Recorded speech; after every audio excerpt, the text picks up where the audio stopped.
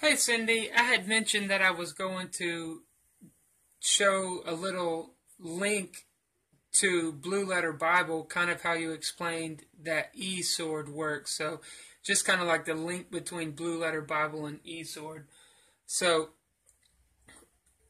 right here, I'm going to click on my internet browser.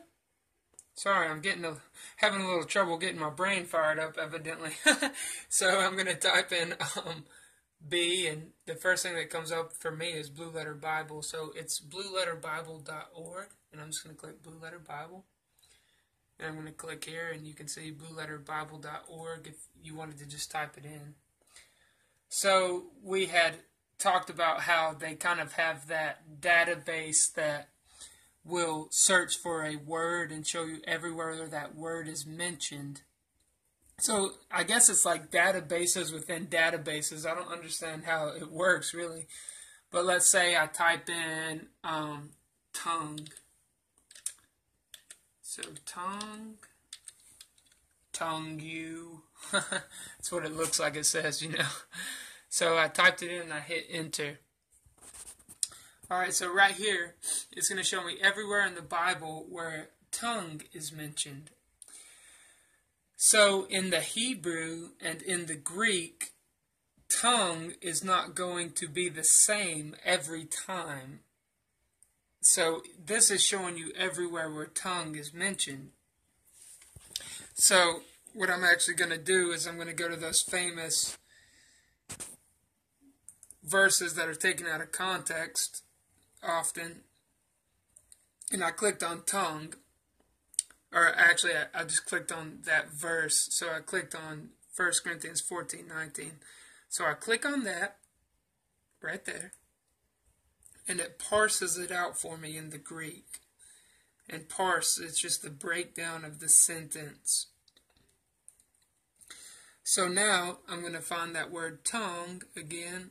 Okay, so the word unknown isn't in the original. That's why it's in italics on the main screen back there. So now, just right across from, you saw everywhere I clicked. So now I'm just going to click on the Strong's number right there.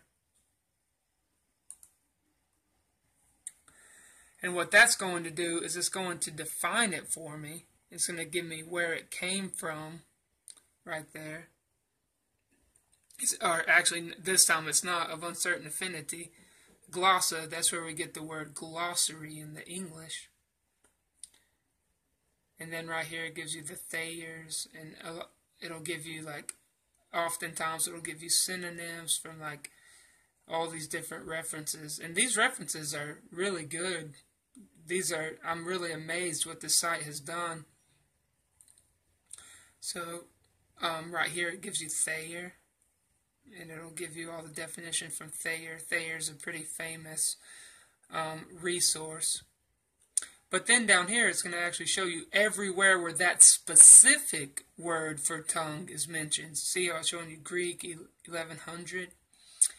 So I'll just scroll down, and it's showing you everywhere where that word is mentioned. And, you know, sometimes it might not even be tongue, depending on what word, you know, maybe it is for tongue, but sometimes the word won't even be the same word in the Greek. So if I type in tongue again in that search engine up at the top,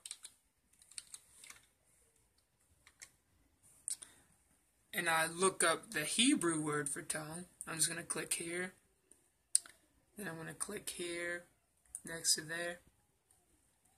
I'm going to find tongue again after his tongue. This is the Hebrew word for tongue.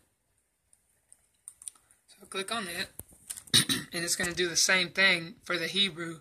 It's going to give me all these different resources.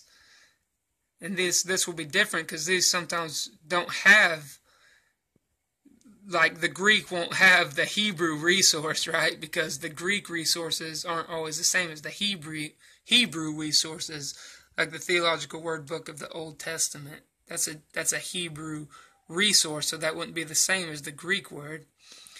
And this gives you Gesenius instead of Thayer, since Gesenius is a Hebrew scholar. Thayer was a Greek scholar. So they're you can see that that would be just a completely different resource, because the Hebrew and the Greek scholars are looking at a different material. Because the New Testament was Greek, the Old Testament was Hebrew. They're looking at two different languages. And they actually, a lot of times they'll actually connect it, because these guys are from the old hermeneutic background, so they actually practice hermeneutics, which you can see he knows Hebrew, and he's showing you Aramaic, and he's showing you all these different languages, even sometimes German and Greek. So he actually will connect it for you, like Thayer will connect it for you as well, oftentimes, because he was interested in hermeneutics as well. So they do intermingle like that sometimes, or connect. So this is showing you everywhere where the specific Hebrew word for tongue is mentioned, here at the bottom when you scroll down. Alright, well, I just wanted to share that with you, so I hope that helps give you a little more information. Okay, bye.